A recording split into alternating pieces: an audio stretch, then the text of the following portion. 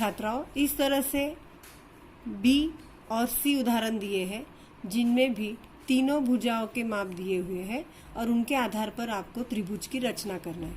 आशा है आप इस वीडियो द्वारा इन दोनों त्रिभुजों की रचना कर पाएंगी।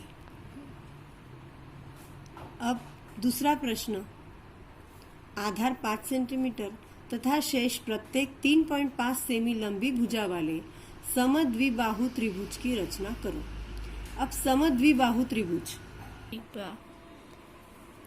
छात्राओं पहले हम ये समझ लेंगे कि समद्विबाहु, समबाहु और विषमबाहु त्रिभुज किसे कहेंगे। जैसे कि ये गणित में आया है कि समद्विबाहु त्रिभुज की रचना करना है। समद्विबाहु का अर्थ है द्वि का अर्थ है दो। जिस त्रिभुज की दोनों भुजाएं समान लंबाई की होती है उसे हम कहते हैं समद्विबाहु त्रिभुज। दिए गए माप की हमने कच्ची आकृति बनाई है जिनमें नाप दिए हैं और हमने नाम दिए हैं ए बी सी, जिनमें आधार हमको 5 सेंटीमीटर लेने के लिए कहा गया है और दोनों भुजाएं समान लंबाई की है और वो नाप दिया है 3.5। इसलिए हमने ए बी और ए सी दोनों का माप लिया है 3.5 सेंटीमीटर और आधार लिया है 5 सेंटीमीटर। इस नाप की आकृति अब हम बनाएंगे। आकृति का आधार 5 सेंटीमीटर लिया है जिसे हमने नाम दे दिया है BC 5 सेंटीमीटर। अब चाप में हम अंतर लेंगे 3.5 सेंटीमीटर।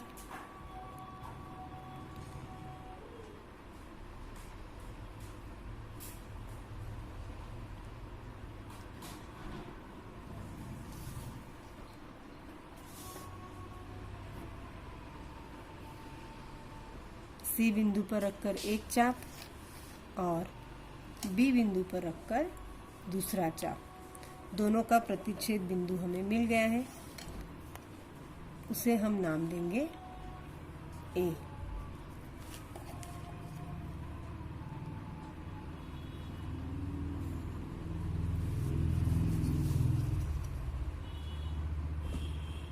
इस तरह से ए और बी को भी हमने जोड़ लेना है। जो नाप हमने दिया है वो नाप हम लिख लेंगे 3.5 सेंटीमीटर और ए बी भी है 3.5 सेंटीमीटर। इस त्रिभुज को हम कहेंगे समद्विबाहु त्रिभुज। समद्वि का अर्थ आप जान चुके होंगे, समान दो भुजाएं, अर्थात जिस त्रिभुज की दो भुजाएं समान है उसे हम कहेंगे समद्विबाहु त्रिभुज। स्टार्ट। प्रश्न तीसरा है, 6.5 सेंटीमीटर लंबाई वाला समबाहु त्रिभुज हमें रचना करना है। समबाहु, सम का अर्थ है समान।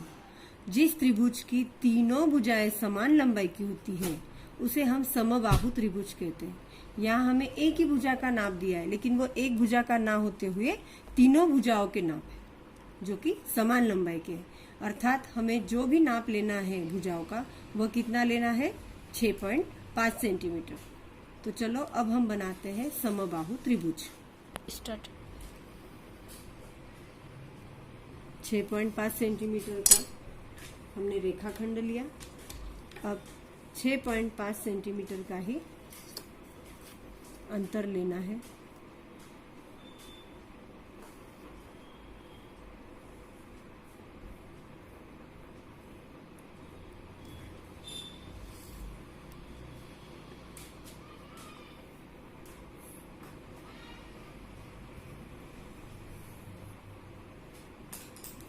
यस।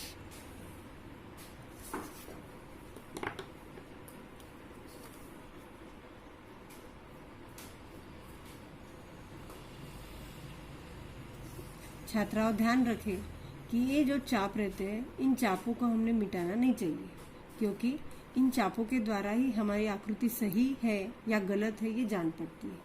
अब हम इन आकृति को नाम देंगे PQR और प्रत्येक भुजा जो कि समान लंबाई की है उसे हम नाप दे देंगे। इस तरह से ये समबाहु त्रिभुज तैयार हो गया है जिसकी प्रत्येक भुजा है 6.5 सेंटीमीटर।